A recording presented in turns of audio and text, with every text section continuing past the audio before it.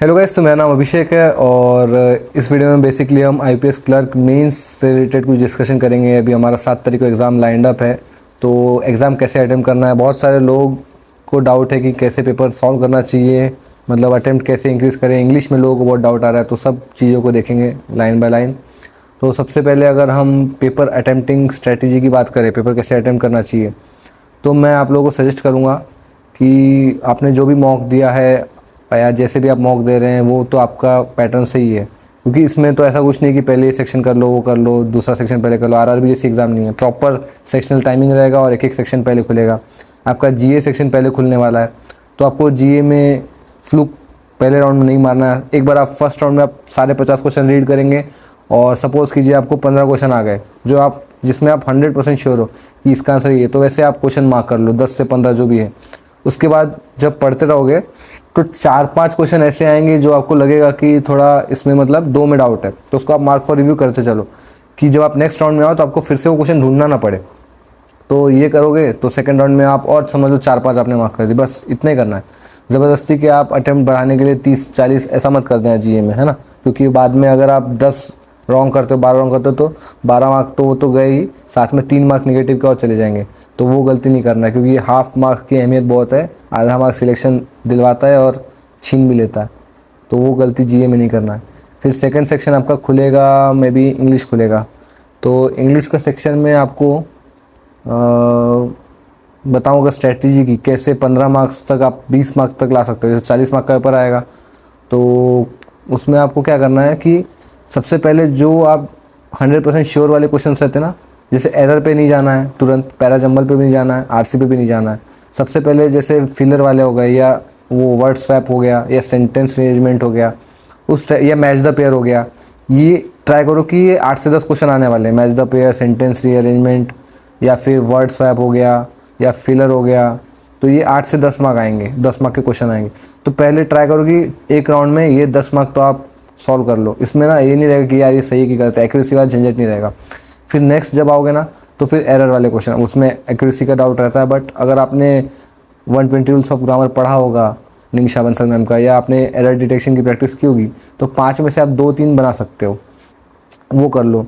फिर उसके बाद में पैराजंबल पे आप ज़्यादा टाइम इन्वेस्ट मत करना। 1 से 2 मिनट में अगर आपको डिकोड हो जा रहा है, बन सकता है, अगर पहला सेंटेंस मिल गया या लास्ट सेंटेंस समझ में आ गया तो आप उस पर और टाइम इन्वेस्ट करो, वरना आप स्किप करो उसको, क्योंकि आपको टाइम मिलेगा 30-35 मिनट अराउंड रहता है, और 40 क्वेश्चन करने हैं तो टाइम लगता है। इंग्लिश में भी लेंदी क्वेश्चन आएंगे, भले हार्ड नहीं आएगा लेकिन पेपर लेंदी आता है, रीडिंग करने में बहुत टाइम चले जाता है उसमें, है ना। तो प्रॉपर टाइम मैनेजमेंट इंग्लिश में भी करना है।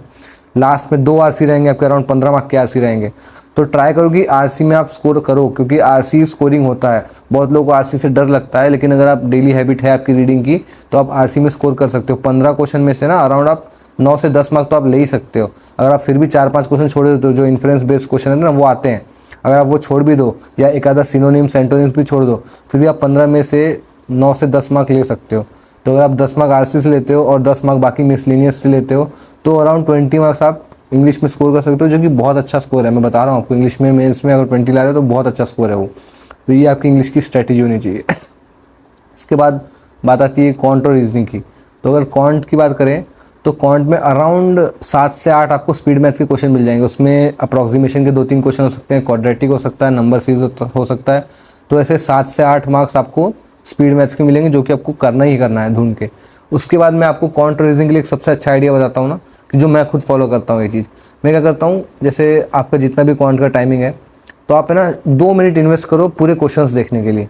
2 से ढाई मिनट आप इन्वेस्ट करो, सारे क्वेश्चन देख लो आप एक बार। मैथ्स में अगर जैसे 50 क्वेश्चन आते हैं ना 50 मार्क के लिए, तो आप सारे क्वेश्चन देख लो एक बार, क्योंकि आपको ढूंढने में बाद में प्रॉब्लम ऐसा नहीं होना चाहिए कि आपका टाइम खत्म हो गया और जो इजी क्वेश्चन थे वो लास्ट में थे या बीच में थे, आप देख नहीं पाए।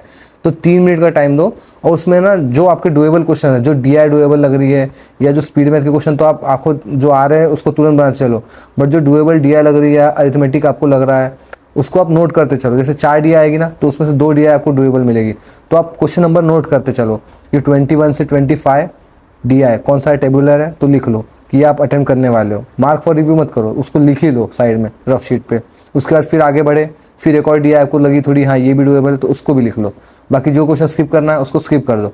ऐसे कर करके अराउंड आपने 15-20 क्वेश्चन अपने टारगेट कर लिए, 20-25 क्वेश्चन टारगेट कर लिए कि भाई इतने मुझे करने हैं, जिसमें कि 7-8 आपके स्पीड मैथ्स करेंगे, बचे 15-20 क्वेश्चन आपके DI प्लस अरिथमेटिक के जो आप करने वाले हो तो वो रहेंगे। तो ऐसे करके आप अपने 20-25 क्वेश्चन टारगेट कर लो कि ये मैं फर्स्ट को मैं करूँगा, पहले इसी को प्रायोरिटी दूंगा। जब अगर आपके ये टाइम में हो जाते हैं तब आप दूसरे क्वेश्चन पे जाइए। तो ये कब होगा, जब आपके माइंड में पहले ही क्लियरिटी रहेगी आपको पूरे 50 क्वेश्चन में से करने कौन से हैं। अगर वो आप शुरू के 2-2.5 मिनट में क्लियर कर लो कि हाँ इतने ही क्वेश्चन मुझे करने हैं, तो आपको पेपर आसान लगने लगेगा।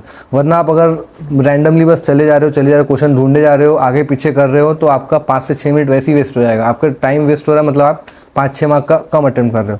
तो ये चीज़ से आपको बचना है।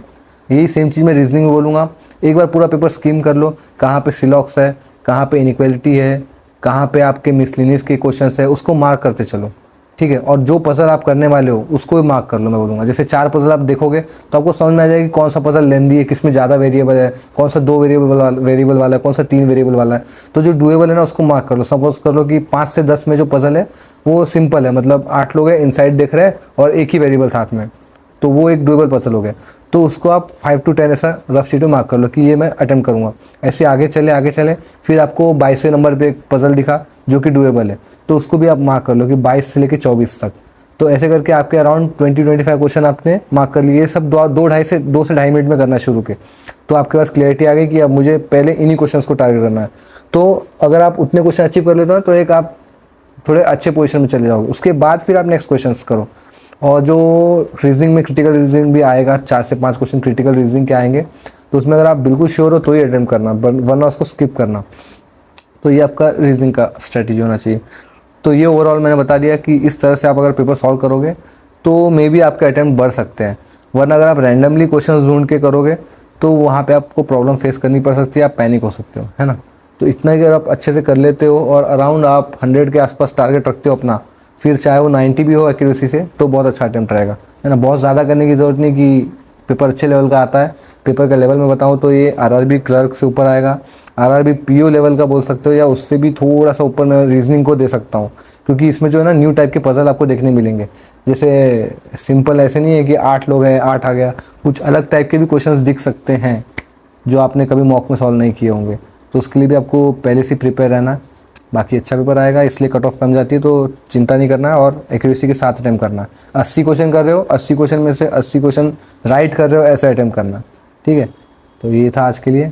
बाकी मैं भी दूंगा और अपना एग्ज़ाम रिव्यू शेयर करूंगा कैसा मेरा एग्ज़ाम रहा। और बाकी बेस्ट ऑफ लक। और GA के लिए अगर आप पढ़ रहे हो तो अच्छा है, वरना अभी नया कुछ नहीं पढ़ना है, जो पुराना पढ़ा है वही रिवाइज़ करना है, ठीक है। और लास्ट में GA में आपको ये सब आ जाना चाहिए, मतलब इंश्योरेंस कंपनीज कौन सी है इंडिया में, उसके बाद में क्रेडिट एजेंसीज कौन सी ये सब आना चाहिए। गवर्नर्स हो गए, चीफ मिनिस्टर्स हो गए, इतना सब आपको पता रहना चाहिए। और अभी इलेक्शंस आने वाला, कहाँ इलेक्शन होने वाला है वो पता रहना चाहिए। ये सब कुछ बेसिक चीज़ें हैं जो कि ये आपको, बाकी जो मॉनेटरी पॉलिसीज़ है वो सब तो पता ही है, पढ़ के जाना, अलग से पढ़ के जाना। ये आपके GA के अलावा है, इसकी 7-8 क्वेश्चन आते हैं इसमें, ठीक है। तो ये था इस वीडियो के लिए। बाकी वीडियो अच्छा लगे तो लाइक करना और चैनल को सब्सक्राइब करना। Thank you.